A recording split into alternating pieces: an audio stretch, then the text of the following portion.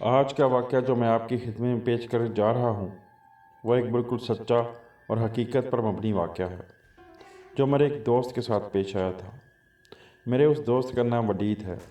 آئے میں اسی کی زبانی آپ کی خدمت میں پیش کرتا ہوں۔ میرا نام ولید ہے اور میں کھاریاں شہر میں رہتا ہوں۔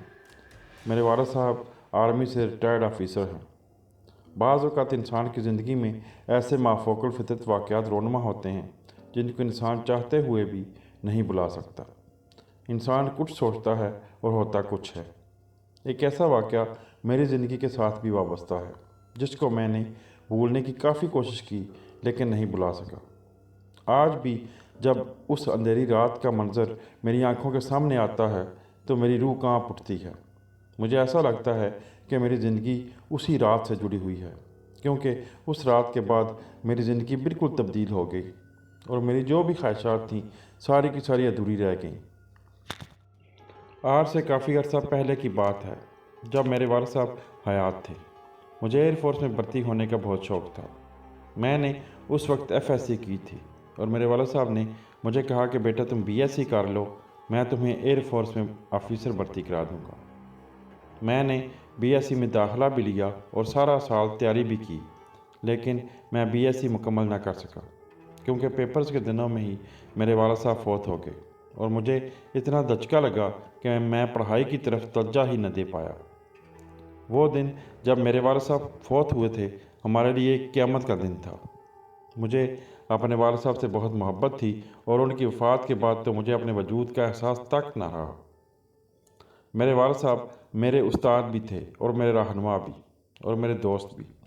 ان کے بغیر میں خود کو ادھورا ادھورا محسوس کرتا تھا اور کسی کام میں بھی میرا دل نہیں لگتا تھا۔ اپنے تو ساری زندگی ساتھ نہیں رہتے۔ ہر کسی کو اس جہان فانی سے ایک نہ ایک دن جانا ہی ہوتا ہے۔ وہ منظر بڑا عجیب اور افسوس کن ہوتا ہے جب ہم اپنوں کو ہی منو مٹی تلے دفن کر دیتے ہیں۔ زندگی میں تو ہم اپنے کپڑوں پر مٹی کا داغ تک نہیں لگنے دیتے، اور ذرا سی اگر کپڑوں پر مٹی بھی لگ جائے تو ہم کپڑے ہی اتار دیتے ہیں۔ لیکن جب ہمارے اپنے اس جہان سے چلے جاتے ہیں تو ہم انہیں مٹی میں دفن کر آتے ہیں۔ اس کا احساس صرف وہی انسان کر سکتا ہے جس کا کوئی اپنا اس جہان فانی میں نہ رہا ہو۔ خیر، میرے والد صاحب کے اس دنیا سے جانے کے بعد میں نے بہت مشکل سے خود کو سنبھالا اور ایک پختہ ارادہ کر لیا کہ میں ایئر فورس میں ضرور بھرتی ہوں گا۔ میں BSc تو نہ کر سکا، لیکن میں نے FSc کی بنیاد پر پاکستان ایئر فورس میں اپلائی کیا اور میں نے ہر امتحان کو پاس کر لیا اور میں بھرتی ہو گیا۔ مجھے ایئر فورس میں بھرتی ہونے کے بعد دل کو بہت سکون اور تسلی ہوئی، کیونکہ میرے والد صاحب کی خواہش تھی کہ میں ایئر فورس میں بھرتی ہوں، لیکن میں آفیسر بھرتی نہ ہو سکا۔ خیر، میں پہلے مرحلے میں کامیاب ہو گیا تھا، یعنی کہ میں ایئر فورس میں بھرتی ہو گیا تھا۔ ایئر فورس میں بھرتی ہونے کے بعد آفیسر بننے کے لیے میرے پاس ٹریننگ کے بعد کمیشن لینے کا موقع تھا اور میرا ارادہ تھا کہ میں کمیشن لے کر آفیسر بن جاؤں گا اور اپنے والد صاحب کی خواہش کو پورا کروں گا۔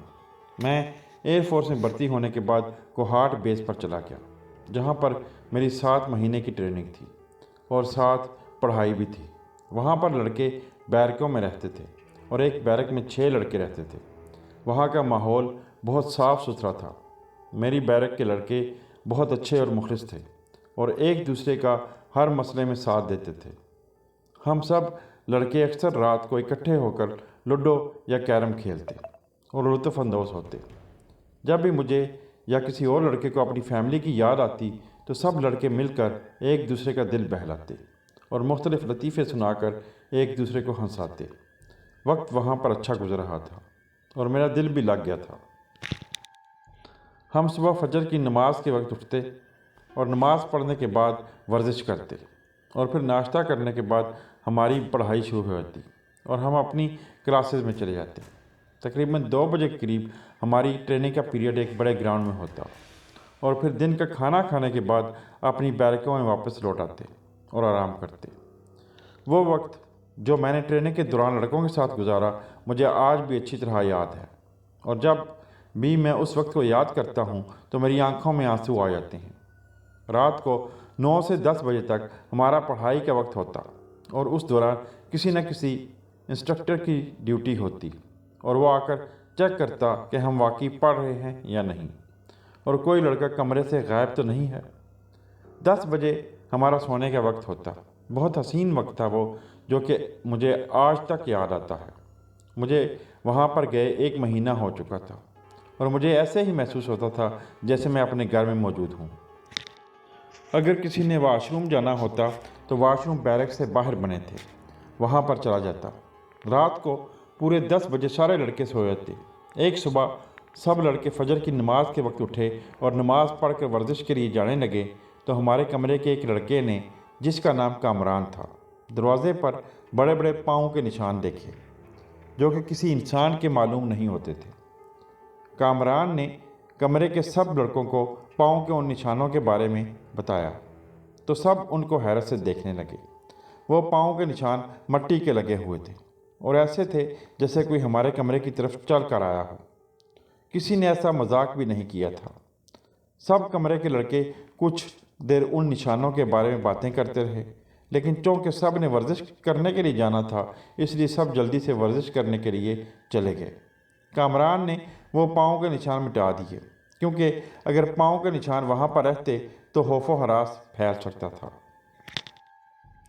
کچھ دن تو لڑکے فارغ وقت میں ان پاؤں کے نشانوں کے بارے میں باتیں کرتے رہے، لیکن بعد میں مصروفیت کی وجہ سے کسی نے بھی ان نشانوں کے بارے میں ذکر نہ کیا، اور وقت کے ساتھ ساتھ آہستہ آہستہ سب اس واقعہ کو بھول گئے۔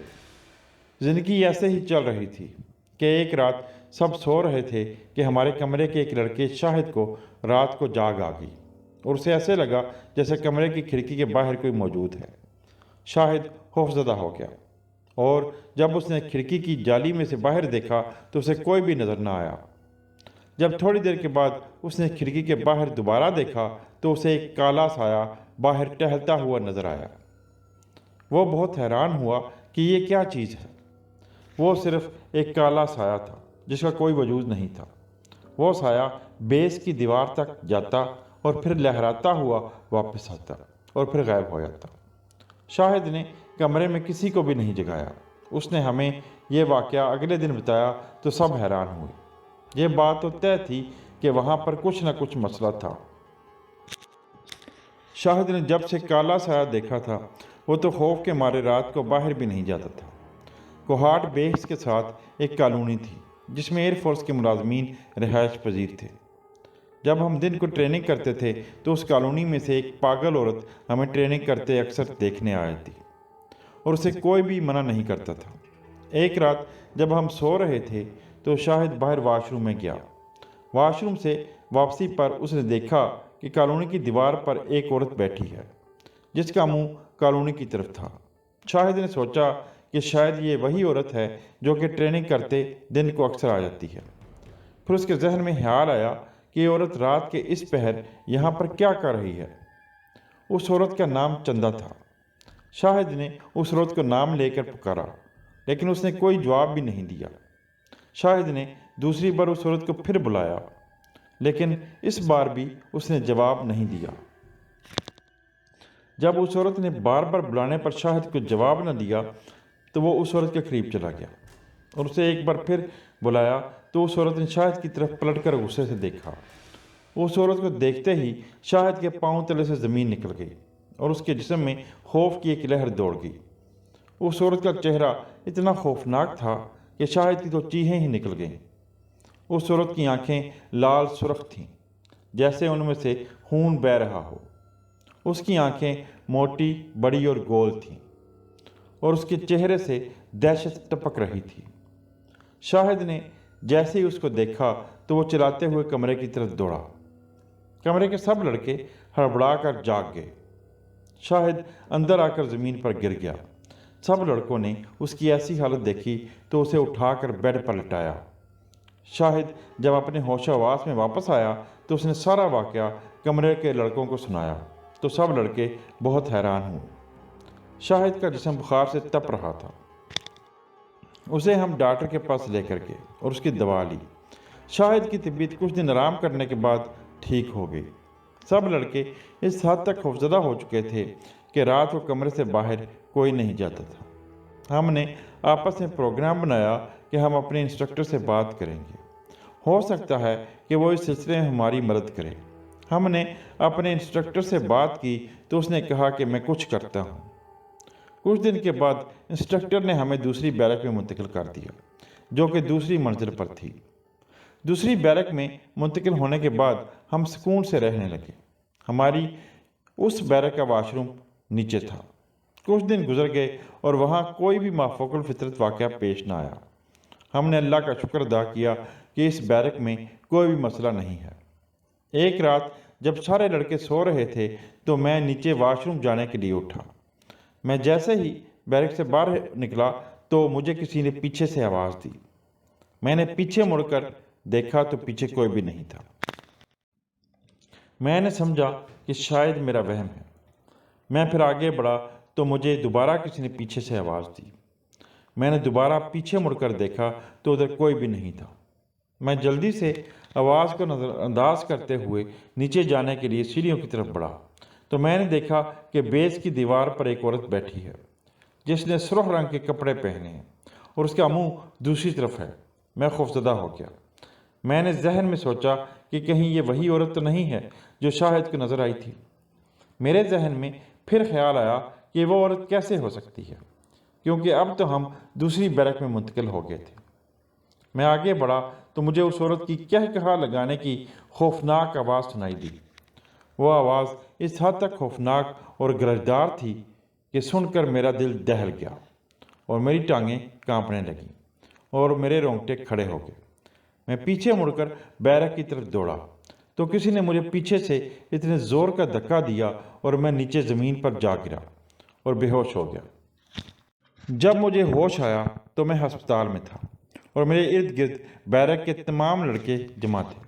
मैंने होश में आते साथ ही अपनी टांगों को हिलाना चाहा, लेकिन मैं हिला नहीं पा रहा था और ना ही उठकर बैठ पा रहा था।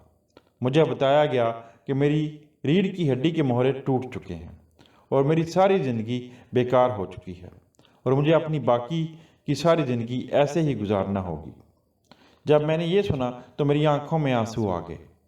मैं जो ख्वाब लिए पाकिस्तान एयरफोर्स में भर्ती हुआ था वो सब टूट गए। मुझे एयरफोर्स से डिस्चार्ज कर दिया गया। मैं वापस घर आ गया। अब भी जब मैं उस वक्त को याद करता हूँ तो मेरी आंखों में आंसू तैरने लगते हैं। इंसान कुछ चाहता है और हो कुछ जाता है। मेरी एक छोटी सी किराने की दुकान है और मैं अब मुश्किल से गुजर बसर करता हूँ। मेरे कमरे में जो लड़के रहते थे उनसे मेरा राब्ता अब तक है और वो मुझे कभी कभी मिलने भी आते हैं। जब कभी कोई मुझे उन लड़कों में से मिलने आता है तो हम मिलकर पुरानी यादें ताज़ा करते हैं। मुझे सारी ज़िंदगी ये अफसोस रहेगा कि मैं अपने वालिद साहब की ख्वाहिश पूरी नहीं कर सका। मैं क्या करता? मैं बेबस था और मैं कुछ भी नहीं कर सकता था।